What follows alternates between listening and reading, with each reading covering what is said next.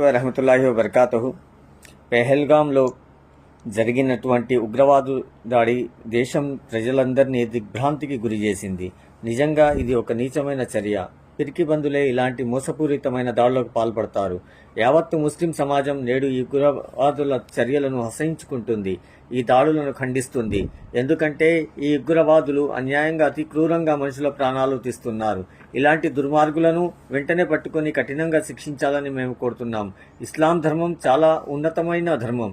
ఈనాడు ఆ ధర్మం పేరు అడ్డుపెట్టుకొని ఈ దౌర్భాగ్యులు ఇలాంటి దుశ్చేష్టలను ఒడిగడుతున్నారు. వాస్తవానికి ఇస్లాం ఇలాంటి హేమమైన చేష్టలను ఏమాత్రం ఒప్పుకోదు.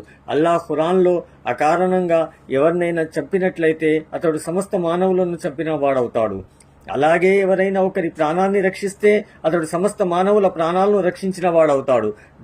దైవ ప్రవక్త ముహమ్మద్ సల్లల్లాహు అలైహి వసల్లం వారు చెప్పారు, మీలో అందరికంటే ఉత్తమమైన ముస్లిం ఎవరంటే ఎవరి చేతుల ద్వారా నోటి ద్వారా ఇతరులు సురక్షితంగా ఉంటారో వారే అందరికంటే ఉత్తమములు.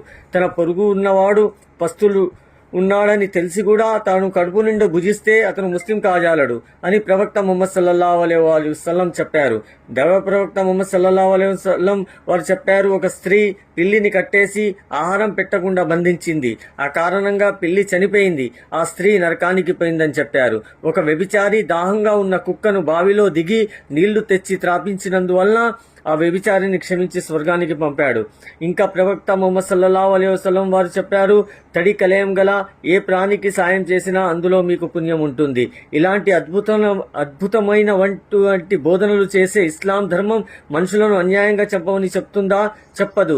చిన్న చిన్న మూగ జీవులను హింసిస్తేనే అల్లా సుతారము ఒప్పుకోవడం లేదు. అలాంటిది అన్యాయంగా మనుషుల ప్రాణాలను పొట్టన పెట్టుకున్న ఈ నీచులను అల్లాహ్ కఠినంగా శిక్షిస్తాడు. వారికే గనుక ఇస్లాం ధర్మం గురించి అవగాహన ఉంటే ఇలాంటి పనులు ఎన్నటికీ చెయ్యరు. ఇలాంటి దుర్మార్గపు చర్యలు పాల్పడుతున్నటువంటి వారు ముస్లింలు పేరు పెట్టుకున్న కిరాతకులు. ప్రపంచంలో ఏ ముస్లిం కూడా వారిని సమర్థించరు. ఇలాంటి సంఘటనలు జరిగినప్పుడు దుర్మార్గులను పడిన వారు ప్రతి మతంలోనూ ఉంటారు. కానీ ఒక మతాన్నే టార్గెట్ చేసి నిందించడం సబబు కాదు. ఎందుకంటే ఆ ఉగ్రవాద దుర్మార్గులు చేస్తున్న పనులకు ఇస్లాంకు ఎలాంటి సంబంధం లేదు. అలాంటప్పుడు మనం ఆ ఘాతుకానికి పాల్పడిన వారిని నిందించాలే తప్ప ఇస్లాం ధర్మాన్ని కాదు. జరిగిన ఘటనకు మేము చాలా చింతిస్తున్నాము. ఇలాంటి మున్ముందు జరగకుండా ప్రభుత్వం గట్టిగా ప్రణాళిక చేపట్టాలని కోరుతున్నాము. అతి త్వరలోనే ఈ దుర్మార్గులను పట్టుకొని కఠినంగా శిక్షించి మృత్యుల కుటుంబాలకు తగిన న్యాయం చేయాలని ఆశిస్తున్నాము. జజాకల్లాహు ఖైరన్ కసీరా. మజిద్ ఇబాదుర్ రెహమాన్ కమిటీ.